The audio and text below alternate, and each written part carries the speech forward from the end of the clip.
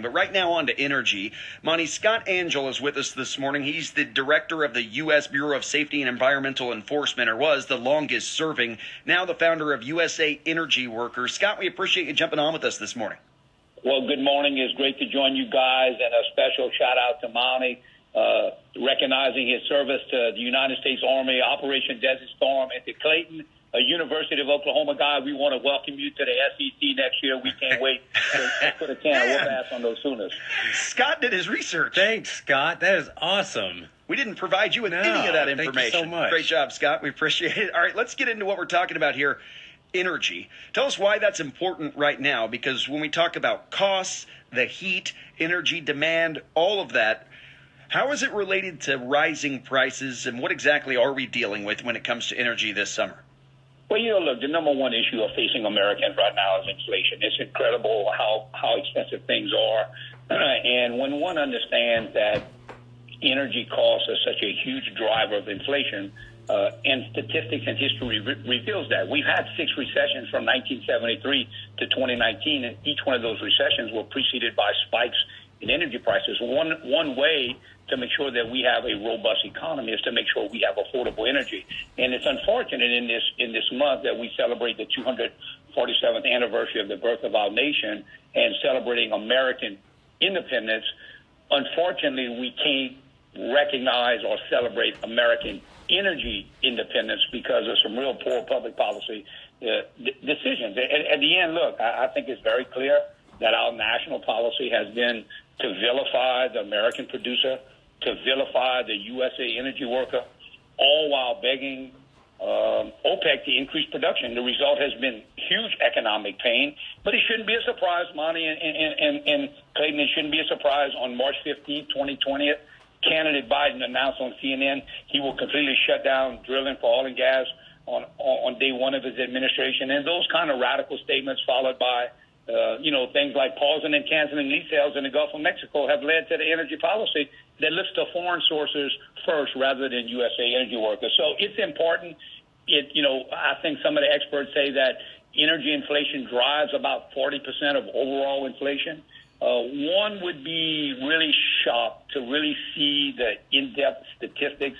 When you look at food inflation, just from 2017 to 2022, 550% increase in food inflation in this country, and again, largely driven by some of the energy costs. So we're going to have to focus on domestic energy here to better get through this issue. I think that's where a lot of people get lost, is to how energy plays into this. We talk about inflation, we talk about prices at the store. Even for the 4th of July, some things were higher than normal. That catch-up costs a little bit more than it used to. Can you break down for us how energy has an impact on some of the prices that we're seeing? Yeah, look, our ranchers and our farmers are getting hammered by high energy costs, diesel costs, fertilizer costs. All that gets, baked into the price of food products. The transportation costs, moving the products across our country. The refrigeration costs, driven by the need for energy. And if you remember, just kind of go back a second. I remember the Biden White House in 2021. They had a really big deal. They made a really big deal about the cost of a July 4th Family Day picnic had decreased 6 cents.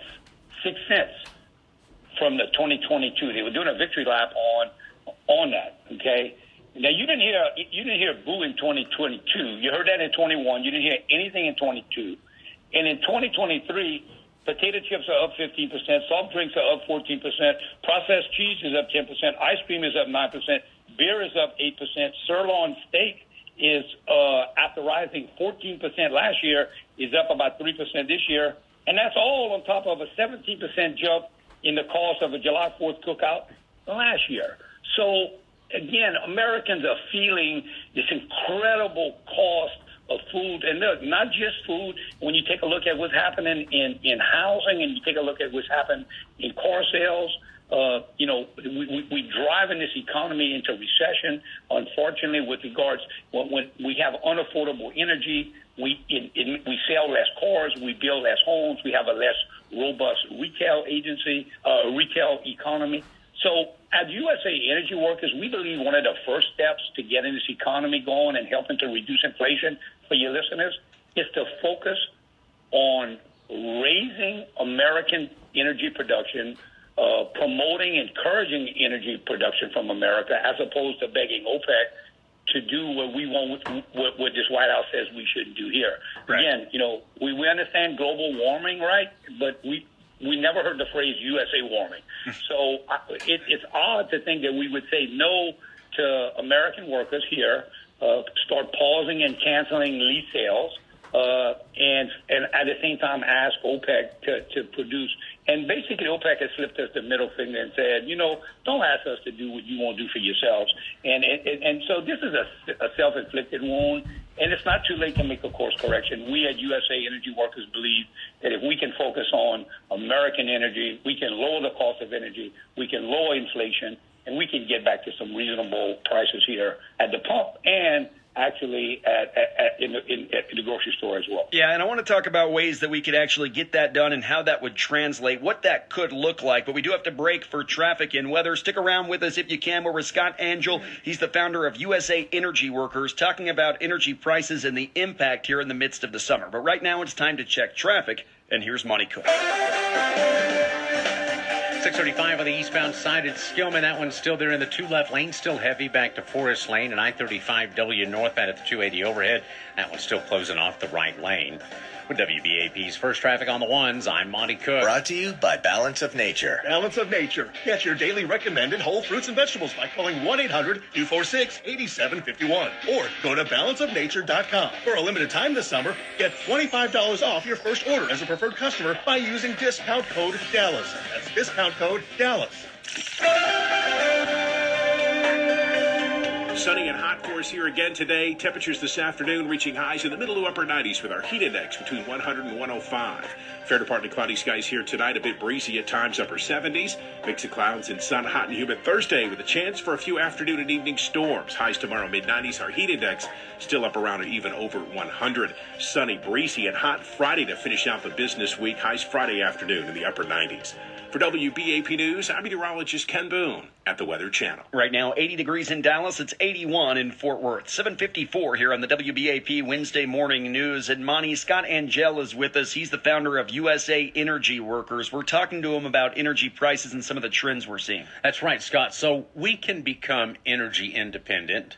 What's that process look like? How long does it take? Well, again, I think the answer to that question is a very, very difficult, it's a complex question. I think it starts with just fundamentally understanding that for us to have a robust economy where we can create jobs and create a quality of life that we want in this country, we have to understand that in addition to being able to feed ourselves, we have to fuel ourselves. On the strength of our farmers, we've done an amazing job in this country. Not only do we feed ourselves, but we feed the world. And when we do so, we promote democracy, we export freedoms of religions, and we just make folks comfortable across the world on the strength of our farmers. We have an opportunity to do that on the strength of our energy workers by, again, fundamentally recognizing that we can't be a world power by asking other countries to do what we won't do. And I think if we understand that and we fundamentally understand the metrics of balance, and so at USA Energy Workers, we believe, and we'd ask your listeners to visit us at usaenergyworkers.com. We have a very nonpartisan petition for folks to sign to get involved in a concept that, again, seeks to balance the 3 E's. And those 3 E's, along the way, somehow, the red states perhaps were more concerned about one of the E's called energy, the blue states about another E called the environment. I would tell you there's a big, bright purple E. It's not red and it's not blue. It's purple, and it's called the economy. And I believe that American energy gives us the best chance to balance those 3 E's of energy, environment, and economy. The metrics are very clear. The USA Energy Worker does it better than anybody in the world. And what's unfortunate is that this White House paused and canceled lease sales in the Gulf of Mexico. Now, stop for a second. Lease sales in the Gulf of Mexico and production from the Gulf of Mexico have been a bipartisan policy of the American energy portfolio for over 5 decades between 13 different presidents, Republicans and Democrats. We've always looked to the Gulf of Mexico. Right now, the Gulf is produce about 1 in every 7 barrels of oil for America.